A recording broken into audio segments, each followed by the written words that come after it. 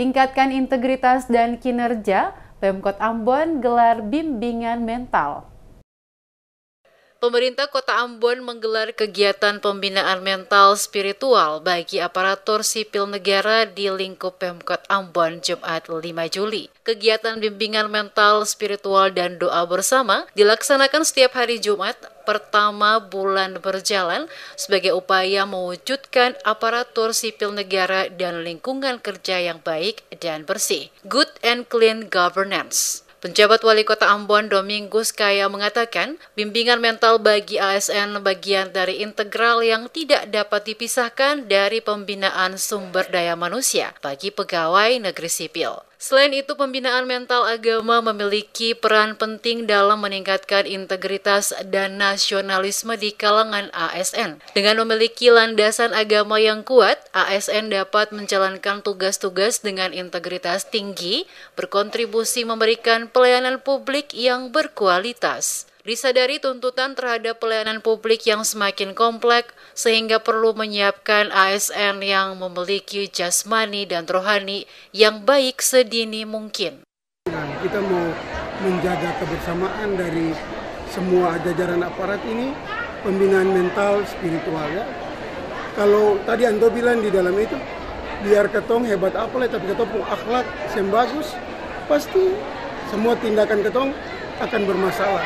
Bermasalah dengan orang, bermasalah dengan lingkungan, bermasalah antara atasan dan bawahan, dengan sesama, itu semua. Maka ini yang beta ingin lakukan. Sekali lagi beta bilang dari awal tadi, ini bukan politik. Karena ini beta punya gagasan murni dari pribadi. Sementara itu, Ketua MUI Maluku Abdullah Latuapo yang dihadirkan sebagai penceramah menyebutkan upaya pembinaan mental agama bagi ASN perlu terus ditingkatkan dan diintegrasikan sebagai bagian dalam program pengembangan sumber daya manusia. Dikatakan, ASN memiliki peran strategis dalam menjaga stabilitas dan keberlanjutan pembangunan negara, sehingga penting bagi mereka untuk memiliki landasan moral yang kuat dan kesadaran akan nilai-nilai agama. Menurutnya, pembinaan mental yang melibatkan pendekatan keagamaan dan spiritual dapat memberikan dasar moral yang kokoh bagi ASN dalam menjalankan tugas-tugas mereka. Jadi ini saya sangat memberikan apresiasi dan terima kasih bahwa kehidupan kita ini kan tidak hanya jasmani, kebutuhan jasmani, tapi juga rohani. Ya, nah saya harapkan supaya ini tetap dipertahankan dan dilanjutkan terus-menerus supaya dalam rangka kita memberikan pemahaman, ya, edukasi, bimbingan, keagamaan, ya, mental spiritual kepada kita punya aparat sehingga mereka selalu tetap beriman kepada Allah, kepada Tuhan, dan juga semangat bekerja, ya, untuk melakukan yang terbaik kepada Kota Ambon yang sama-sama kita cintai.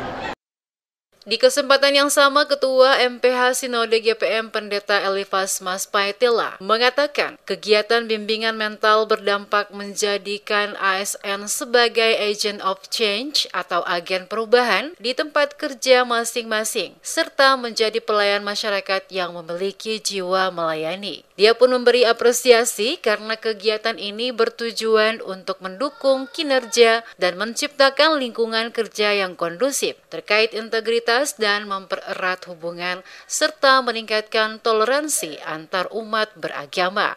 Kami merasa bahwa momentum pembinaan mental spiritual ya untuk aparatur sipil negara di tengah kondisi penataan birokrasi revolusi mental ya itu sesuatu yang positif. Sebab kita kan harus juga berusaha memberikan layanan terbaik kepada masyarakat, apalagi di tengah kondisi inflasi, untuk memastikan bahwa masyarakat tangguh juga ya dalam mempersiapkan diri di tengah seluruh situasi apapun, dan itu sangat bergantung kepada kinerja aparatur sipil negara. Dan saya kira bimbingan rohani, bimbingan mental spiritual itu bagian dari upaya mendorong penghayatan bersama untuk mereka bisa menjalankan tugas dengan setia, dengan tekun, ya dengan jujur, disiplin yang tinggi.